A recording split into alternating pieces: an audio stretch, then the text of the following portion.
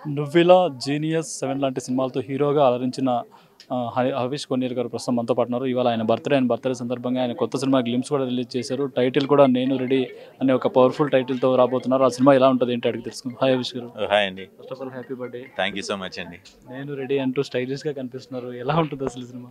Cinema as a family entertainer అండి.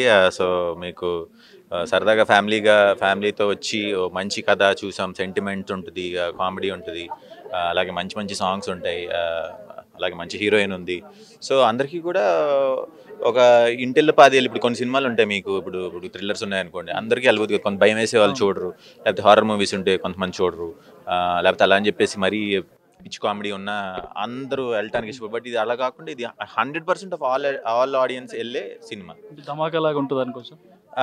దమా ఇప్పటివరకు నేను చెప్పింది అయితే అంటే ధమాకా గొప్ప సినిమా, 100 crores చేసింది. బట్ నాకు తెలిసి త్రినాథ్ గారు చేసిన అన్ని సినిమాల్లో కంటే కూడా ఇది బెస్ట్ స్క్రిప్ట్ నా ప్రకారం.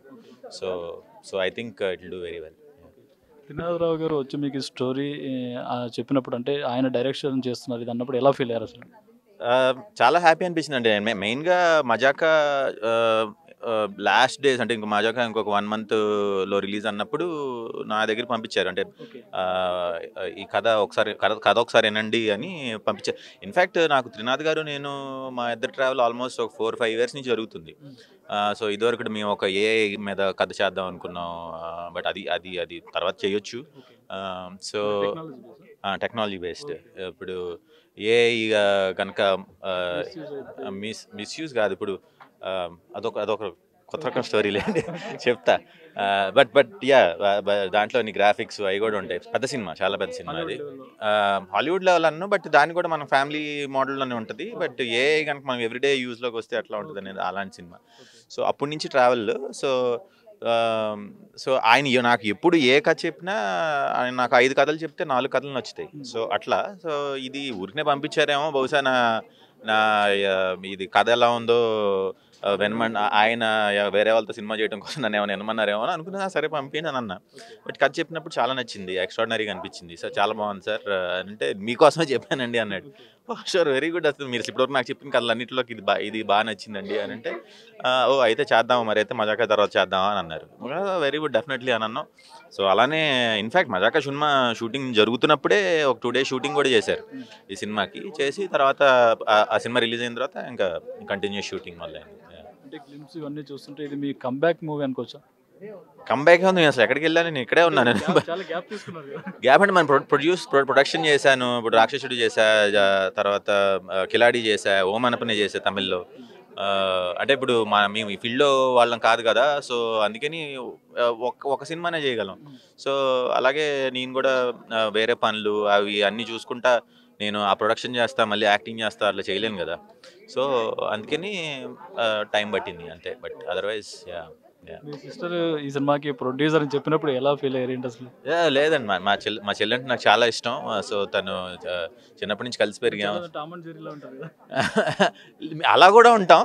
అంటే అలా అంటే నేను ఊరికనే ఇరిటేట్ చేస్తూ ఉంటా తప్పితే, బట్ ఎప్పుడు మేము కొట్టుకోం. బట్ టామ్ అండ్ జెర్రీకి ఒక లవ్ కూడా ఉంటుందిగా. సో అట్లానే మాకు కూడా సార్ మేము ఎప్పుడు అరుచుకోవడం కొట్టుకోవడం అలా ఉండదు, కానీ ఊరికనే సరదాగా అన్నా చెల్లి గిల్లుడు అలా ఆ మోడల్లో ఉంటుంది మా ఇద్దరి మధ్యలో. So but she's very talented అండి. ఇదివరకు ఇండస్ట్రీ కూడా పెద్ద ఇండస్ట్రీ పెట్టుకుని తనకు సొంతంగా ఎవరు హెల్ప్ లేకుండా బిడ్ చేసి గవర్నమెంట్ కాంట్రాక్ట్స్ తన సొంతంగా సెంట్రల్ గవర్నమెంట్ కాంట్రాక్ట్స్ గెలుచుకుంది.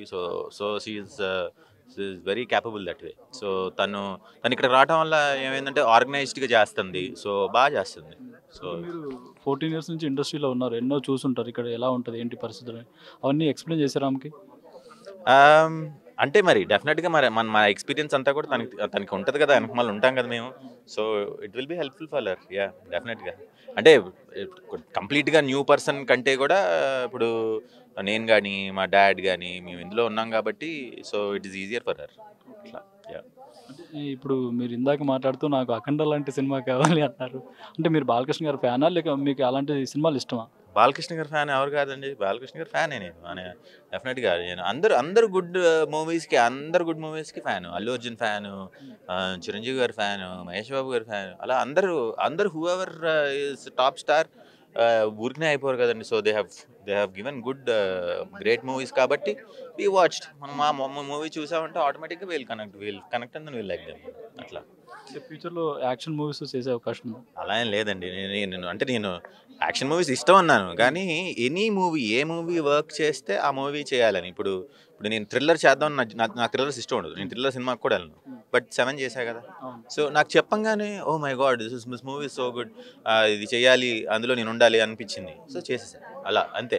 అలాగే నువ్విలా ఫస్ట్ మూవీ నేను అది ఆడిషన్ ఇచ్చాను. ఆడిషన్ ఇస్తే నాకు హీరో అని చెప్పారు కానీ అక్కడ ఆన్ ద సెట్స్ వెళ్ళే వరకు నాకు తెలియదు అసలు what kind of role it was also. So అక్కడికి వెళ్ళగానే కామెడీ రోలు, కామికల్గా, తర్వాత సో అట్లా అదొక టైప్ ఆఫ్ రోల్ అట్లా చేసిన. బట్ చేశా కదా. అందులో ముగ్గురు హీరోలు కదా, వన్ ఆఫ్ ద స్టోరీకి నేను లీడ్ కదా. బట్ అయినా కానీ అసలు క్యారెక్టర్ ఏంటనే తెలియదు, నాకు చెప్పలేదు అప్పుడు. జస్ట్ ఆడిషన్ పిలిచారు, ఆడిషన్ చేసాం, తర్వాత డైరెక్ట్ ఆన్ సెట్స్ సీన్ ఇచ్చారు, చేపించారు, అట్లా అంతే కదా. సో నాకు అలా ఉండదు, ఇదే చేయాలి, ఇది చేయకూడదు, అలా ఎప్పుడు ఉండదండి. ఇండస్ట్రీ నుంచి వెళ్ళిన వ్యక్తి పవన్ కళ్యాణ్ డిప్యూటీ సీఎం అయ్యారు. మీరు కూడా అలా రాజకీయాల్లో వెళ్ళే అవకాశం ఉన్నది, ఎందుకంటే మీ కుటుంబానికి ఒక లెగసీ ఉంది కదా. అంటే ఇప్పుడు రాజకీయాలు అనేది చేస్తే మొత్తం మన లైఫ్ అంతా ఇచ్చేసేయాలండి. అంటే ఇప్పుడు ఫర్ ఎగ్జాంపుల్, ఇప్పుడు మీ ఇంట్లో మీరే కనుక పెద్ద అనుకోండి, మీ ఇంట్లో కింద ఉన్న వాళ్ళందరి రెస్పాన్సిబిలిటీ కూడా మీదే. అదే మీరు ఒక రాజకీయాల్లోకి వెళ్ళాలి అనుకుంటే మొత్తం జనాలందరూ కనుక మీ తమ్ముడే, మీ చెల్లె, మీ అమ్మే, మీ తాతే అనుకుంటే రాజకీయాల్లోకి రావాలి. అలా కాకపోతే కనుక బ్యాడ్ కర్మ వస్తుంది. సో అట్లా చేయటం నాకు ఇష్టం లేదు. బట్ అంత రెస్పాన్సిబిలిటీ నేను తీసుకోగలను నేను అనుకోవట్లేదు. నేను చిన్న రెస్పాన్సిబిలిటీస్ కూడా నేను తీసుకోవటం నాకు ఇష్టం ఉండదు బేసిక్గా. So I don't think so. Pavan Kalyan గారి గురించి ఏం చెప్తారు? పవన్ కళ్యాణ్ గారు అదే చెప్తున్నా కదా, ఆయన హ్యాపీగా కాలు మీద కాలు వేసుకుని హ్యాపీగా టాప్ నెంబర్ 1 స్టేటస్లో ఉండి ఉన్నారు. సో జనాల కోసమే వెళ్ళారు. So I'm very happy that he's in politics and he's trying to do something for the greater good. Yeah, thank you అండి. మీ నేను రెడ్డి సినిమా బాగా మంచి హిట్ అవ్వాలి, థ్యాంక్ యూ. ధమాకాన్ని మించిన సినిమా అవ్వాలి. డెఫినెట్గా. Wish all the best. Thank you so much.